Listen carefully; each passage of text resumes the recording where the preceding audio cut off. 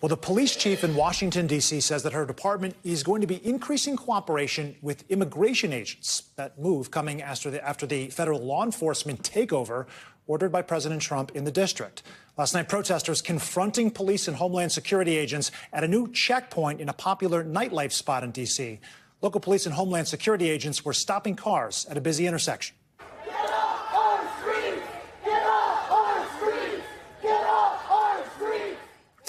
NBC News senior national security correspondent Courtney Kube is at the Pentagon for us. Courtney, what more do we know about this agreement? Because we do know this wasn't the stated purpose, immigration enforcement for this deployment, right?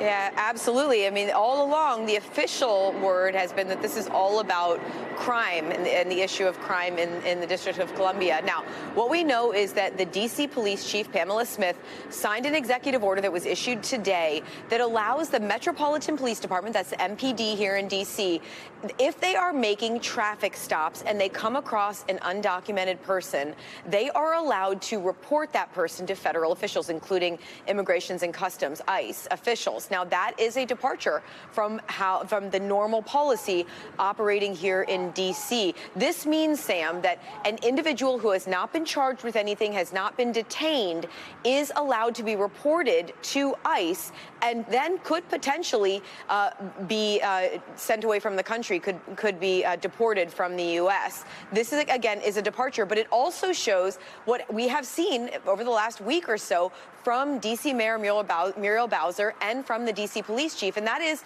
a level of cooperation about this increased federal presence here in D.C. for what President Trump has called a crime emergency, Sam. Yeah, that might have surprised some folks how cooperative it's been from D.C.'s standpoint. You know, Courtney, I would also ask, what more do we know about federal agents patrolling D.C. around the clock and whether or not these operations are going to be expanding? What can you tell us?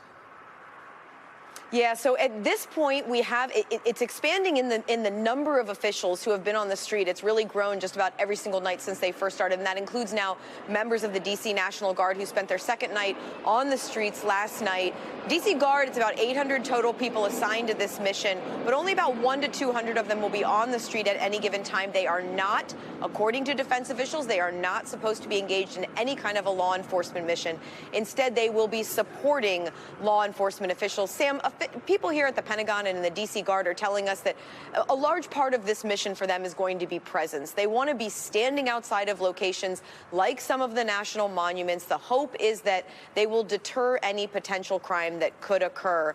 They are not to be armed, according to these officials. Now, all of this could change. As you mentioned, there is the potential for this to expand. And frankly, that is where we are seeing a deviation from this cooperation we were just talking about. That's where we are seeing some concern from the D.C. mayor and from some D.C. residents who we've been speaking about at that possibility of this all expanding, Sam. Yeah, we'll see where we go from here. Courtney Kube from the Pentagon. Thank you. We thank you for watching. And remember, stay updated on breaking news and top stories on the NBC News app or watch live on our YouTube channel.